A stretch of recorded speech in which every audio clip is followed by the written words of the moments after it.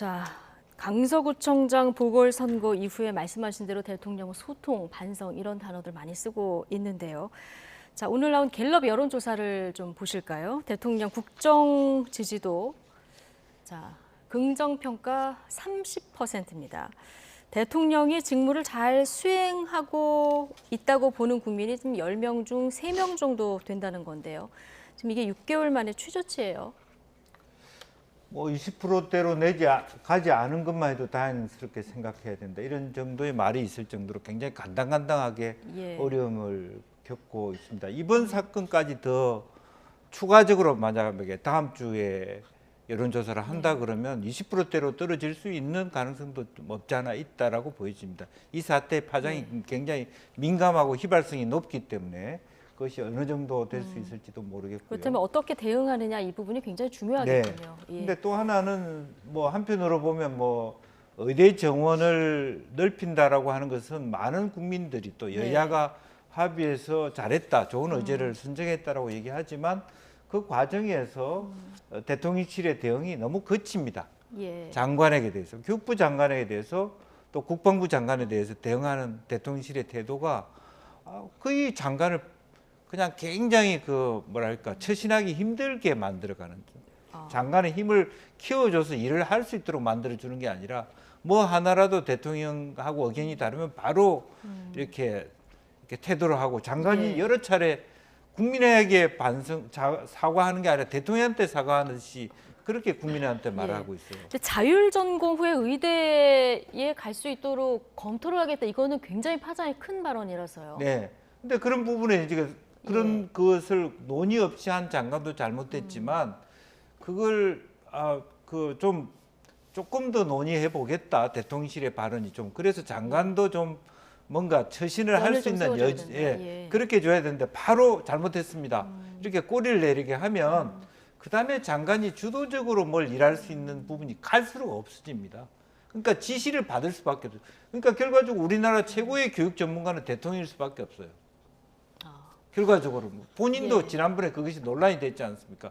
뭐 교육 전문가로서 그렇게 되면 이게 정말 대통령이 원하는 것은 굉장히 많은 토론과 뭐 여러 가지를 얘기하면서 사실은 청와대에서 나와서 용산한다고 얘기했는데 지금 하는 방식은 그냥 지금 현재 방식으로 보면 대통령실에서 하라는 대로만 하는 대리인밖에 안 되는 거예요.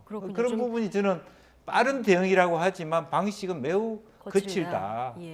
그런 부분을 봐야 될 것 같아요. 아니 저도 잠깐만 그 부분에 대해서 말씀을 드리자면은 저도 그런 걱정은 되는데요.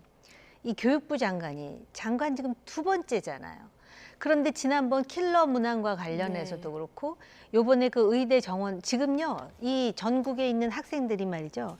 그 서울에 있는 소위 뭐 명문대학이라고 하는 데보다 지방 의대로 우수한 학생들이 더 몰릴 정도로 지금 뭐 이 교육이 한자만 바뀌어도 학부모도 그렇고 학생들도 그렇고 굉장히 민감하게 대응하는데 교육부 장관이 그렇게 쉽게 발언을 해갖고 지금 전 사회적인 파장을 일으키다 보니까 대통령으로서도 저도 대통령의 그런 질타했습니다. 이런 대변인의 그런 그 발언이 나오는 거에 대해서는 바람직하지 못하다고 생각을 하지만 지금 장관들도 말입니다. 이런 정국에서 지금 어떤 사회에 대한 그리고 이 정부의 국정 운영에 있어서 책임의식을 가지고 지금 말 한마디 한마디를 좀 신중하게 했으면 좋겠다. 하필이면 이럴 때 왜 그렇게 가벼운 입을 놀려가지고 제가 말씀드리잖아요. 지금 교육부 장관 2번째 하는 거예요. 2번째. 잘 아는 분이에요. 제가. 그리고 실력도 있는데 왜 자꾸 MB 정부 때는 그런 실수를 했다라는 얘기를 들어본 적이 없는데 왜 윤석열 정부 때 들어와가지고 왜 저렇게 가벼운 말 때문에 이렇게 논란이 되는지 정말 안타까워요. 더군다나 지난번에도 비슷한 논란이 있었기 때문에 좀 조심했어야 된다 이런 의견이신데요. 어쨌든 긍정평가 요인 중에 이번에 의대 정원 확대가 2%로 들어온 부분이 눈에 띄어서 자, 이게 앞으로 정책을 추진하면서 지지율에 어떤 영향을 미칠지 이 대목도 좀 주목해서 봐야 될 것 같고요. 자, 오늘 갤럽 여론조사에서 특히 주목할 부분은 지역별 그 민심인 것 같습니다. 서울 지역을 좀 보시면 서울은 그 지난주 긍정응답이 23%에서 이번 주 25%로 8%포인트 떨어진 거고요. 네. 더 지금 눈여겨봐야 될 부분은 대구 경북 지역인데요. 부정평가가 48%입니다. 긍정평가가 45%.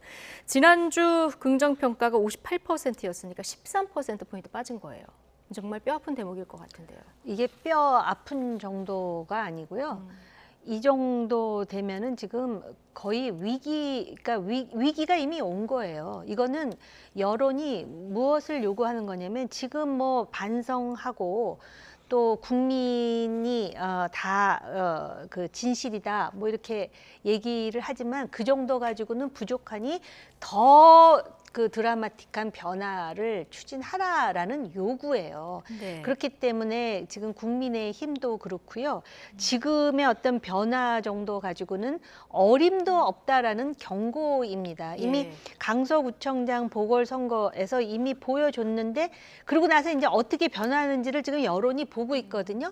근데 지금 나오는 이러한 정도 가지고는 절대 어림도 없다라는 거를 지금 경고하고 있는 거기 때문에 더 그 큰 차원의 변혁, 개혁, 혁신을 해야 되는데 이렇게 그 마치 또 사부작 되는 정도의 수준을 가지고는 네. 제가 볼 때 이 지금 떨어진 지지율을 회복하기가 시간이 요원한데 지금 총선이 얼마 남지 않았다라는 걸 생각한다면은 아니 이 정도로 지금 바뀐단 말이야 하고 입이 벌어질 정도로 해도 만족스럽지 못하다라는 예. 것이 국민의 입장인데 그런 점에서 이렇게 경고가 지금 들어갔다는 거에 대해서 상당히 어떻게 보면 이게 다행일 수도 있어요. 나중에 결과가 나오기 전에 지금 빨리 바꾸란 말이야라고 얘기를 할 때 큰 변화를 네. 보여주는 것이 타당합니다. 오히려 지금 지지율이 떨어지는 것이. 예.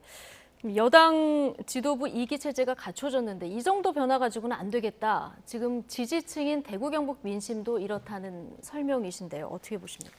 글쎄요. 어쨌든 뭐 임명직 그 당직자들 바꾸는 것이 핵심은 아니잖아요. 그러니까 김기현 대표가 지난 뭐 6, 7개월 동안 보여준 게 없는데 김기현 대표는 그대로 두고 밑에 있는 사람 바꿔서 되겠느냐. 본인이 얘기하는 건강한 대통령실과 당의 관계라고 하는 건 사실은 어쨌든 할 말은 하는 건데 과연 김기현 대표가 그동안에 할 말을 했는가에 대한 꼬리표가 여전히 붙어 있는 것이고요. 또 그런 면에서 새로 바뀐 이기 체제에 대해서도 이렇게 높은 점수를 줄 수 없다라고 하는 것이 냉정한 평가다 이렇게 보고요. 또 그렇지만 어쨌든 뭐 혁신위를 통해서 뭔가를 만들어 가는데 지금 아시다시피 혁신위원장을 선임해서 모셔오는 것도 굉장히 어려움이 있습니다. 예. 좋은 분들은 안 하려 그러고 뭐 그러다 보니까 오히려 차라리 젊은 사람으로 하자 분위기가 또 바뀌는 것 같고 또 박정하 대변인 얘기에 의하면 시점을 그렇게 빨리 할 이유도 없다. 네. 뭐 그렇게 얘기하는 것 같고 또 하나는 지금 서서히 이제 뭐 한동훈 장관이 당에 오니 많이 하는 이야기부터 들어 있다면 예. 차라리 이참에 원희룡 한동훈 이렇게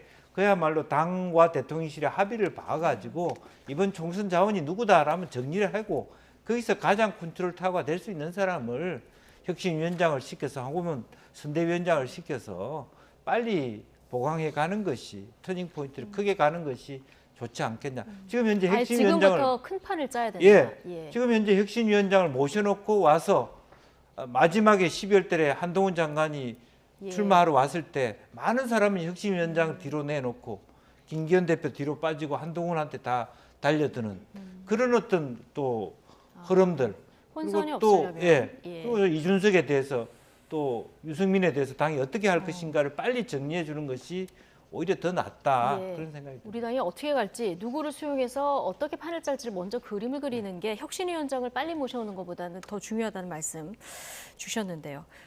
서울 대통령 지지율이 25%. 네. 이 수치를 보고 이준석 전 대표 정말 돌아버리겠다 얘기하면서 어제 김민수 대변인이 이준석 전 대표 나가면 지지율이 3~4%는 오를 것이다 이 얘기를 하지 않았습니까? 그랬더니 지금 나 한 명 잘라서 안 되고 유승민, 하태경 다 자르고 한 10명 정도는 잘라야 당선권에 뭐 가까워진다. 이건 좀 비꼰 얘기 같고요.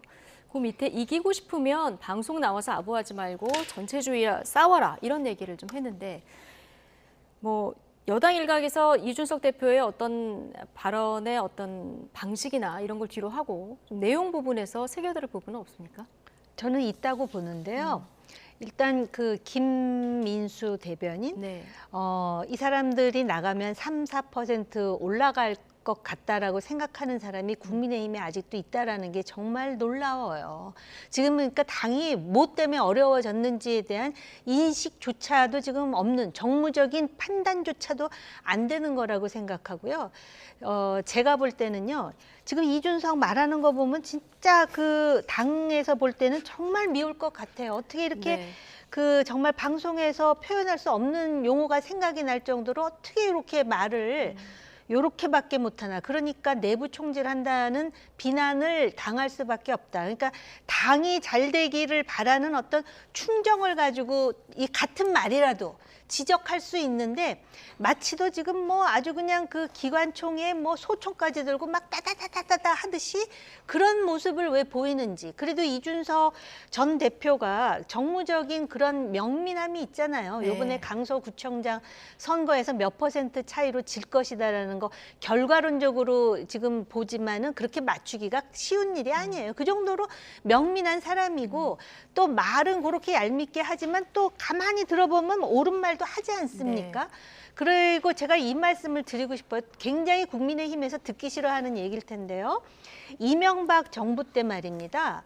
홍준표 대표 체제에서 굉장히 당이 위기를 겪은 적이 있었어요. 네네. 그때 비대위를 누구를 시킵니까? 박근혜 박근혜. 의원을 비대위원장을 예. 시키잖아요. 박근혜 의원, 당시 의원은 이명박 대통령의 정적이라 해도 과언이 아니었어요. 근데 왜 그랬겠어요? 이게 다 살려고 하는 일이에요. 다 죽으려고 하는 일이 아니에요. 그러면 대통령의 국정 운영이 제대로 되려면 총선에서 이겨야 되는데, 네. 이준석, 유승민 내보내면 3~4% 올라갈 것 같아요. 지금 전부 뒷방으로 밀어넣는데도 강서구청장에서 17% 넘게 지지 않습니까?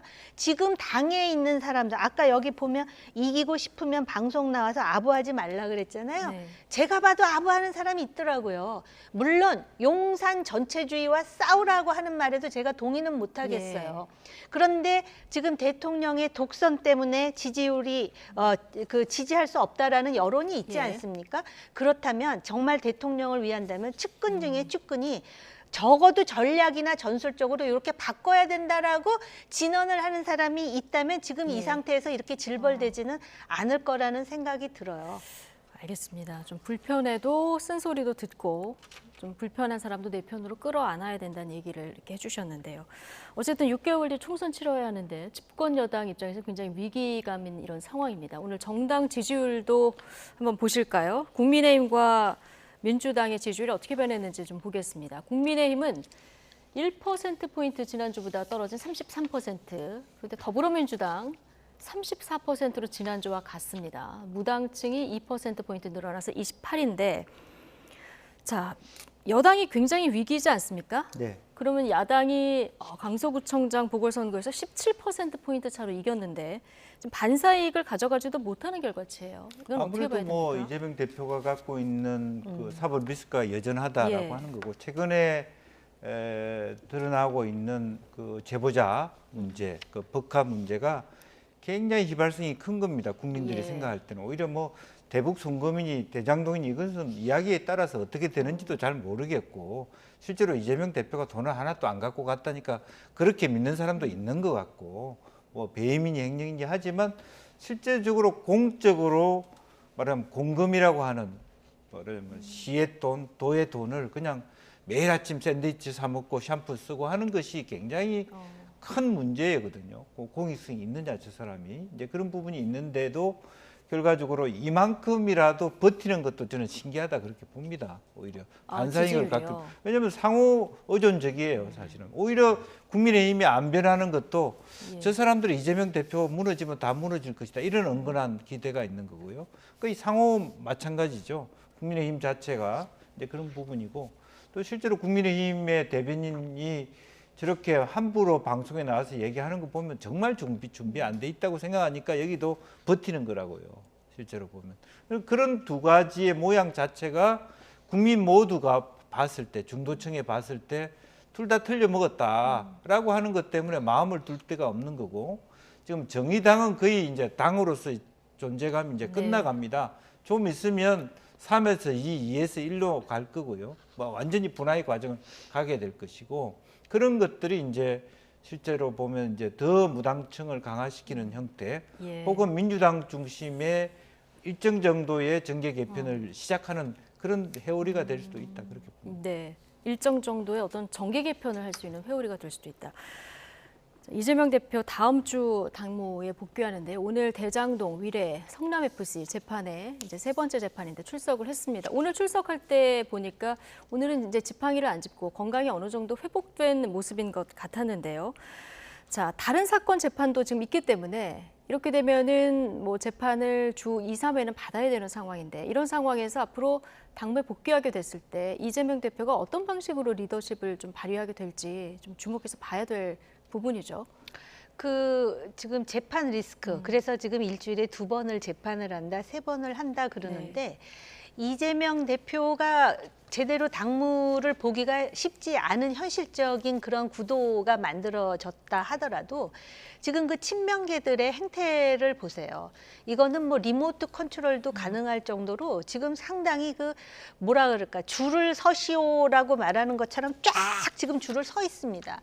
비명계가 뭐라고 말을 해도 별로 들리지가 않는 데다가 심지어는 그 소위 영장 그 실질 심사에서 결국은 기각이 됐다라는 그 이유 하나만 재판의 결과가 나오지도 않았는데도 마치도 모든 그 의혹과 범죄에서 자유로워진 것 같다라는 착각에 빠져 있는 그런 분위기거든요. 그런데 여론은 얼마나 정확합니까? 지금 국민의힘이 여러 가지로 지금 문제에 봉착했음에도 불구하고 민주당의 지지도가 이렇게 썩 시원하게 올라가지 않는다는 걸 알 수 있잖아요.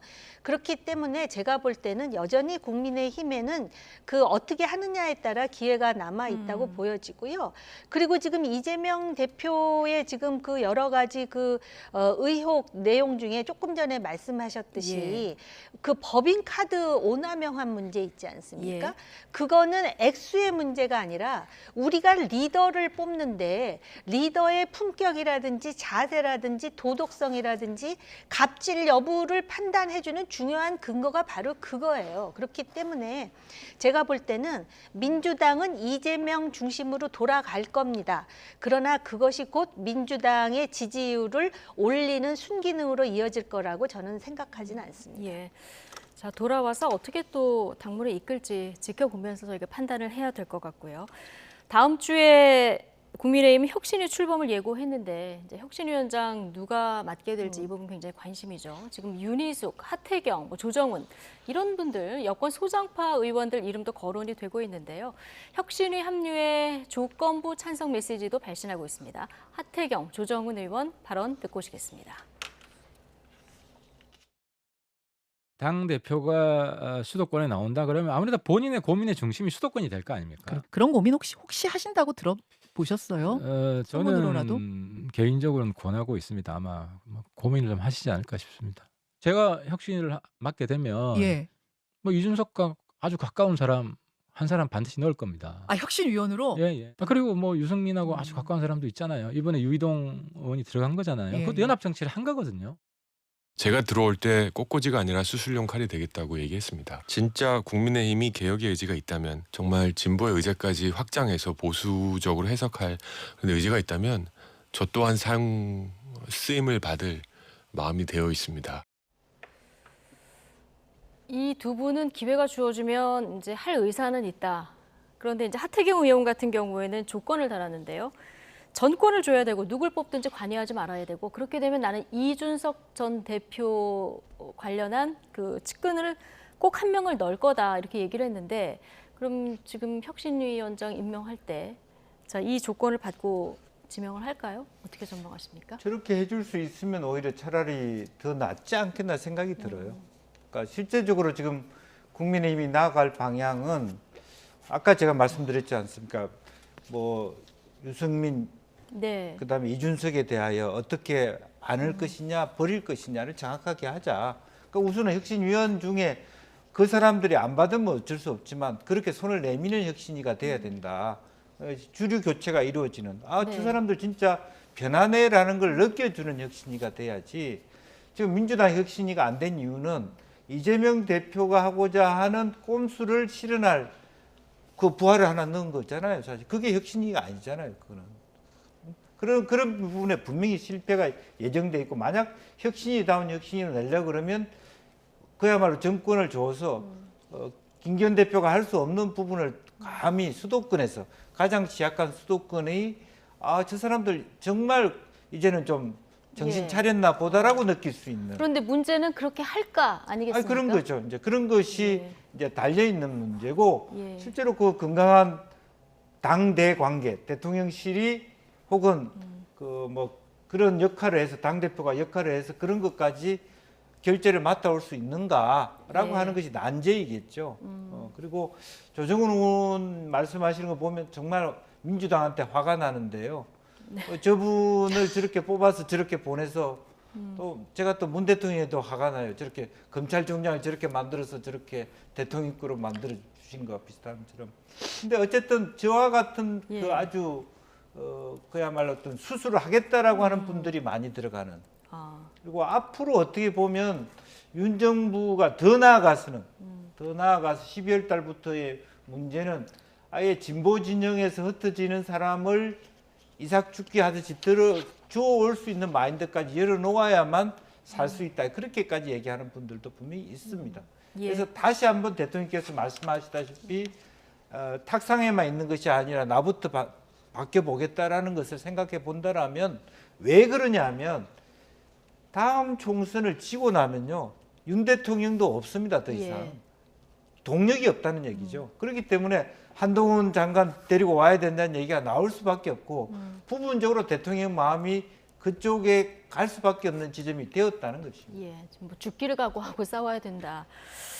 그런데 혁신위원장 누가 될지도 관심이지만 앞서 혁신위원장이 누가 되는 것보다 지금 말씀하신 대로 이준석 전 대표나 유승민 전 의원을 끌어안을 것인가, 우리가 어디까지 좀 힘을 합쳐서 갈 것인가, 총선을 어떻게 치를까에 대한 구도, 또 뭐 지금 내각에 있는 장관들이 나왔을 때 어떤 역할을 줄 것인가까지 다 그리고 지금 판을 짜야 나중에 혼선이 없다, 이런 지적을 아까 해주셨거든요.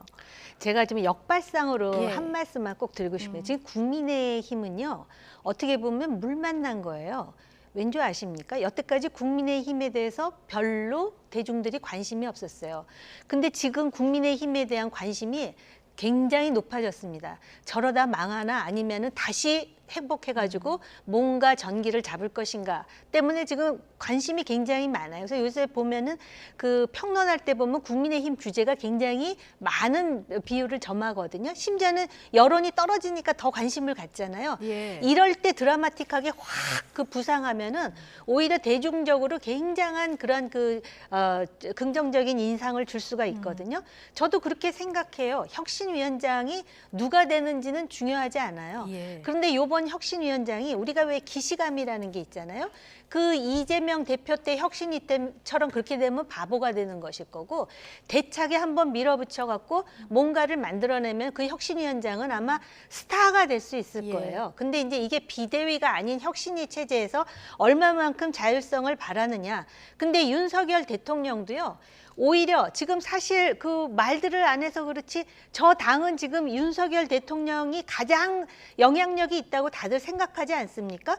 그럼에도 불구하고 외견상 보일 때 혁신위가 뭔가를 주도하고 윤석열 대통령은 정당에서 한 발 빼는, 그게 설사 아니더라도 네. 그런 모습을 보여주면서 요번에 의대 정원 확대 때문에 지지율이 올라가잖아요.